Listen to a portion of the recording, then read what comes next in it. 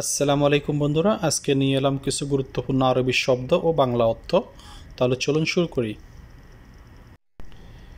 Left of আরবিয়ানরা বলে হচ্ছে মাহমুল অথবা কম্পিউটার মাহমুল। ফিসিকে আরবিতে বলে বিসি। আরবিয়ানরা ওরা বলে বিসি, ওরা ফিকে বি বলে। ওকে, বিসি। Computer computer. ওকে।